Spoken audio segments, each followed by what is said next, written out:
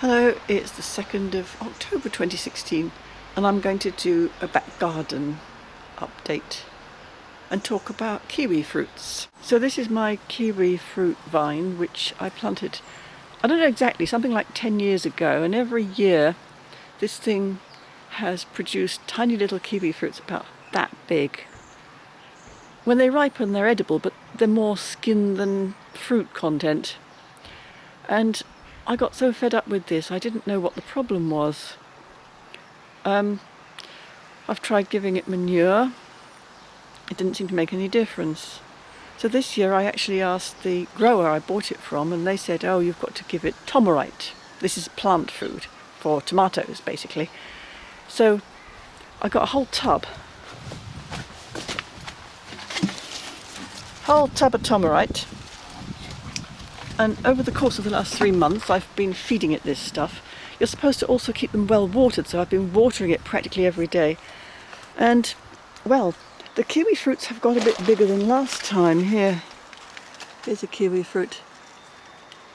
But you can see they're not the size of the ones in the shops. They're maybe about half the size of the ones that you can buy in the shops. So I don't know whether to be pleased or discouraged, because I spent so much water and so much plant food on this thing, and I wonder if it just is in the wrong place, doesn't get enough sun.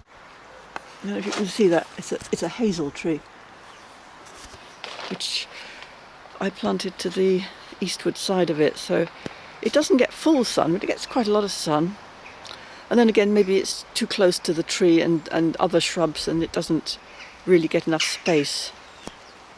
Anyway, so earlier this year, when I was getting fed up with it, I was looking for reasons why it might not work the way I wanted, and I thought maybe it was because it didn't have a male partner. Maybe it was producing fruits but they weren't growing because it hadn't been fertilized.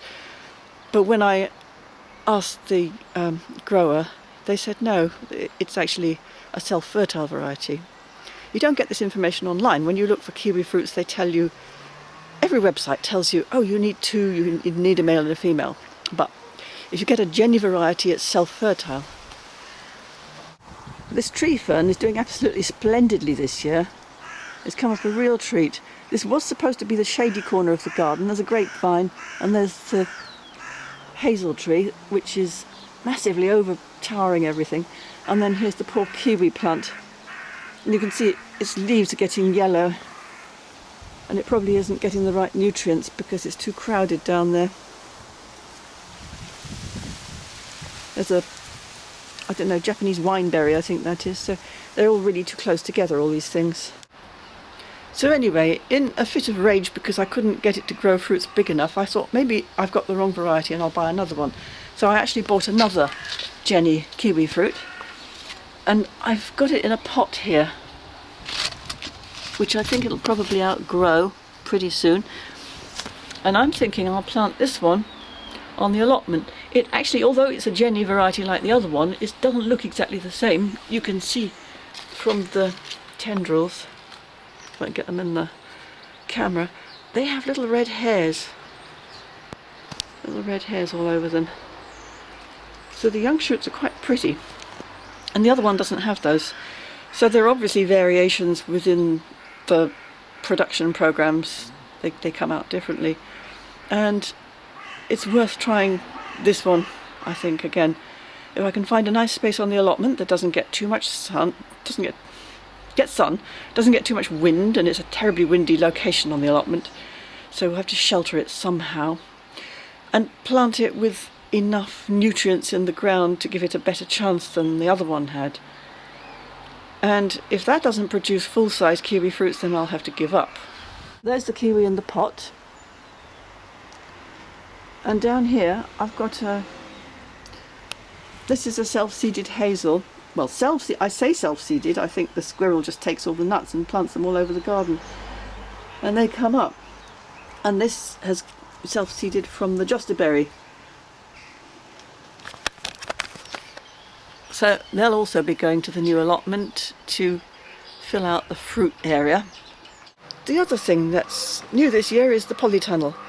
I persuaded Chris that we needed a polytunnel in the back garden it looked to me as though it would be an easier option than a greenhouse. I know it's not so permanent as a greenhouse. Greenhouses are tricky because if you have glass, the glass breaks and they need foundations. Anyway, so we've got this polytunnel. It doesn't let in as much light as glass would. And we also get a lot of wind in our back garden, so it flaps a lot when the wind blows. So Chris had to anchor it to the ground with ground anchors. I can't see where they are now, somewhere down there. Oh yeah, there's one. So that was quite a job putting it up, but now it's up. It's quite a nice space for growing things.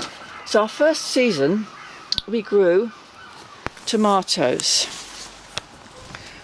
Unfortunately, we haven't really come back to these tomatoes often enough. We knew that you had to nip out the axillary growth, the sort of side shoots coming up on the plants, to prevent it making too much vegetative growth so that it would make more fruits. What we didn't realise was it was going to go on growing anyway, and you had to keep trimming it back, and we got quite a jungle of tomatoes here, and they got some kind of fungusy thing because I didn't open the door of this polytunnel, and it got very steamy, and we had to spray them and trim them back. They recovered, they did recover, and we have got tomatoes here. Chris also planted this thing, which has died now. This was a melon plant, an outdoor melon. This is a new idea on us. We didn't know you could grow melons in this country. And I think it probably didn't have enough space either, because there was a cucumber plant next to it, which is now gone. We had 2 cucumber plants. Here's the melon that came from the melon vine. It smells really good. We must try it.